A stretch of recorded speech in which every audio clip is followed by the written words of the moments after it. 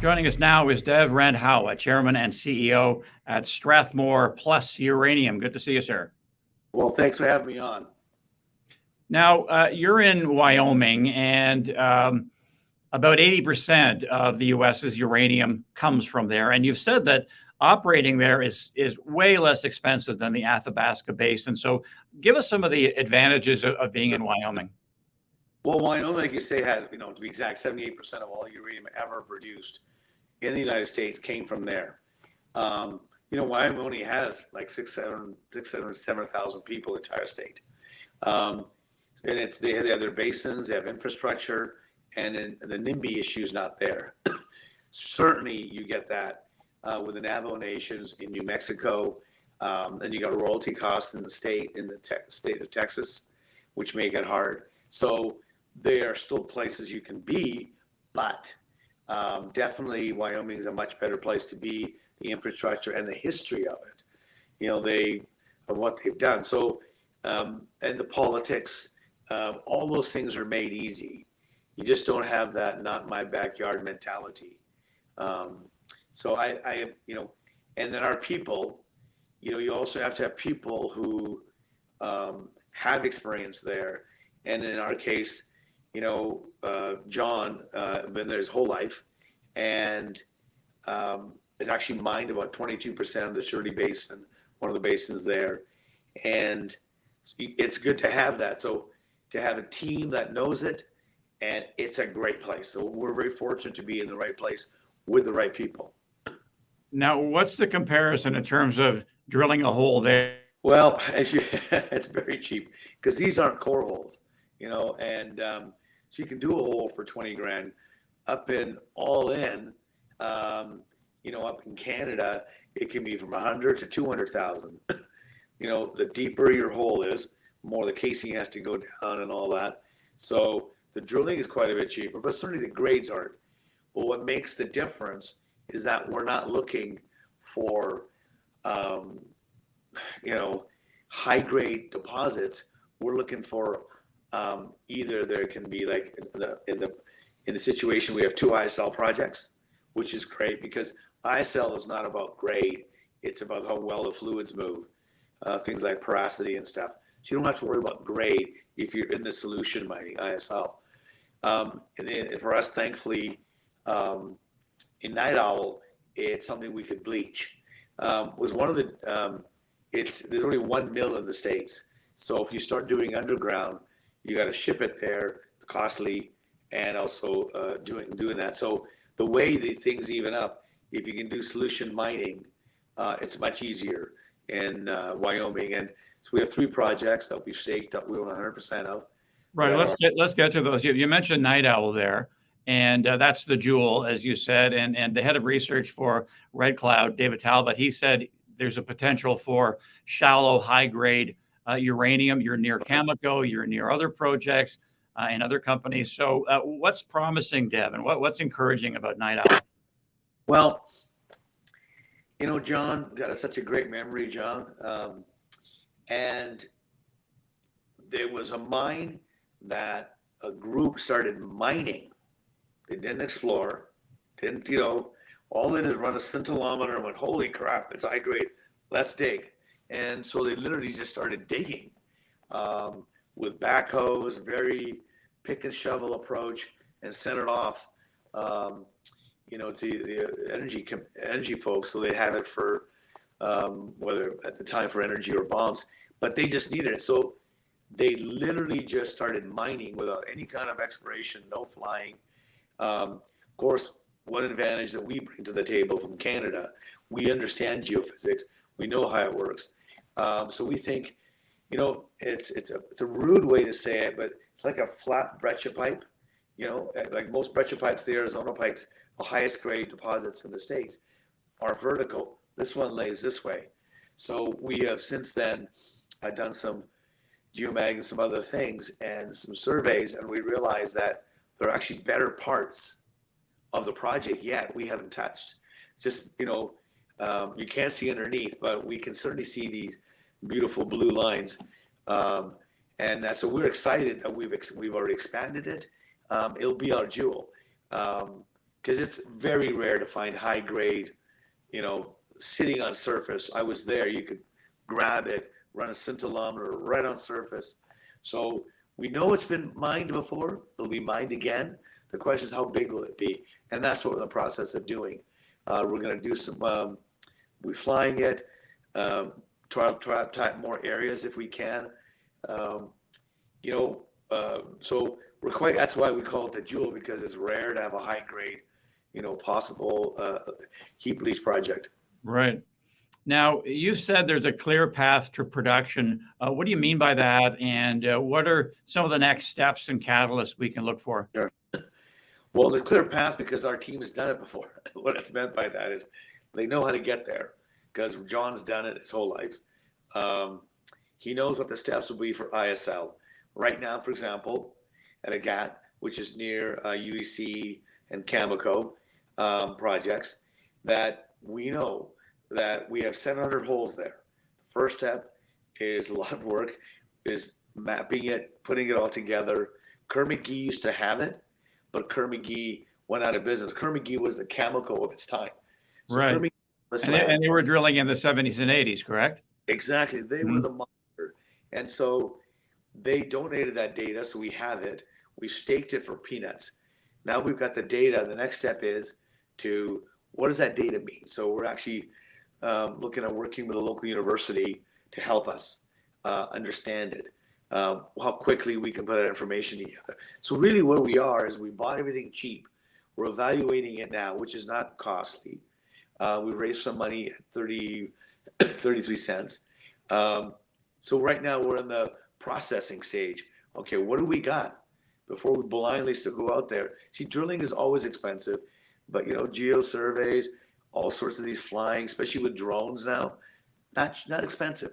So the more information you have, like Ross McElroy says, Deb, you got to vector in. Don't start drilling blindly.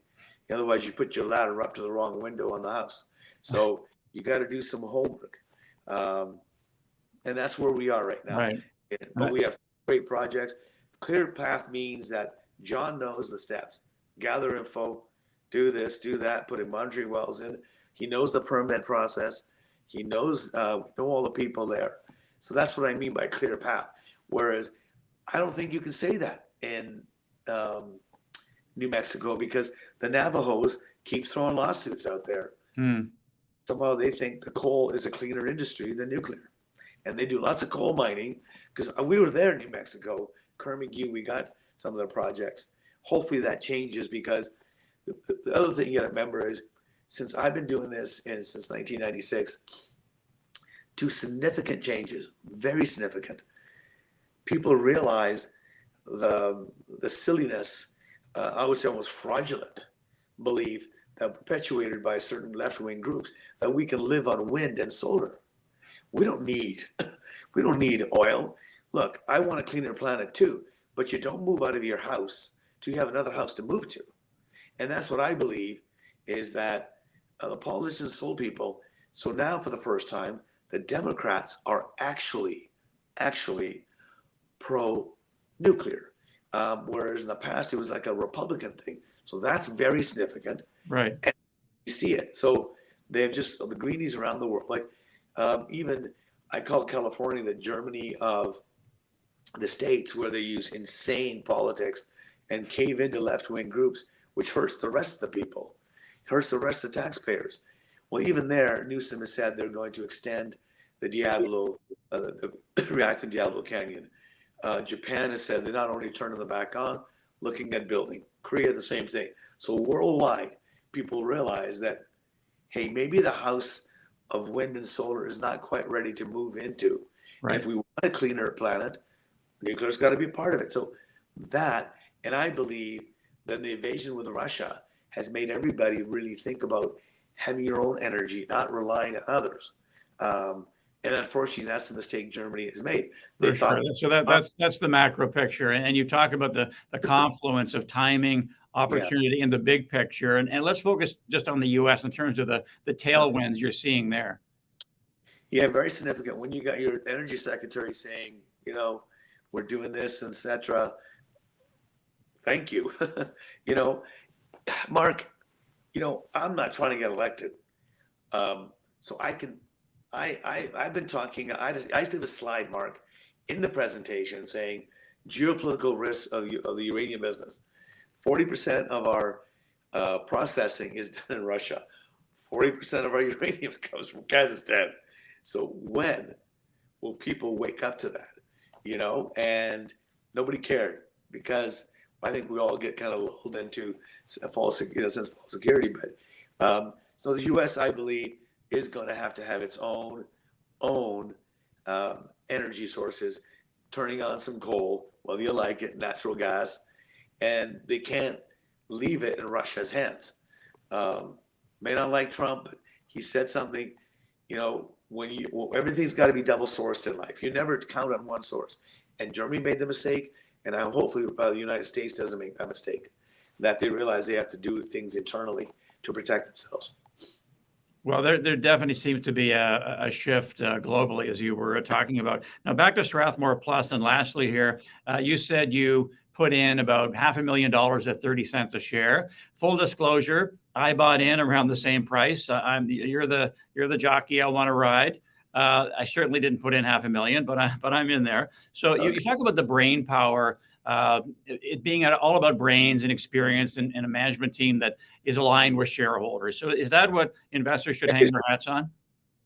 Yeah, I think investors never, ever look close enough at how insiders get their stock. They don't do enough homework. Because look, I'm not telling anybody, some people don't know. Guys will start with a shell, throw in a useless prop, pick up their 10 million shares, zero cost. Then they got a structure, they move it up, and then they find a good project. I have never been given a single damn share in any company of these. I've bought everything. So when the stock, we did a financing at 15 with some smart people, like friends at K92, smart people like Jeff Phillips in the States, at 15 cents. I don't know what I'm going to do, I said, but I want to be in uranium with John DeJoya. That's all I know. John is a rare geologist that has found something, taken the steps, and put it into production. Very few people, I don't know anybody else actually, but he's done it all. Work with regulators, work with all the local groups. So we have, I think, a superstar. Thankfully, he's got lots of piss and vinegar in him, and he's ready to roll. We have a young guy named Terrence, Bulldog, and he gets on things. So we have two super guys. And then we also have Ross McElroy on the board. Ross is a legend. He's the one that I changed my life in the business. I hired him. He hired Ray. I think we all know who finds three deposits in the world, let alone one. So we've got guys who understand geologically. Then we got people like myself who understand how to maybe navigate the jungle of the bankers and how you deal with putting together. So for me, and overhead super low. Only one guy really making any money, and that's Terrence. Everybody else is taking stock. That should be a bell in investors' head. These guys care. We care about what the stock does. We're very driven. And like I said, Vision 3.0, one of our third, has made a discovery, as you know, full disclosure. All junior stocks come down to management. Because good management can find projects, decide what is crap, what is good, and they can also attract money because their track record. Well, we've got a great track record. Right. Now we just raised about $1.5 million. So that's what you want to do. Well, Ben, you want to put your money on the pass line with the guy throwing the dice, and we're throwing the dice, and our money's right there. All right, great stuff, Dev. We appreciate it. We'll see you down the road. Thank you, sir. Thank you for your time, Mark. Okay, Dev Randhawa. He is the chairman and CEO at Strathmore Plus Uranium.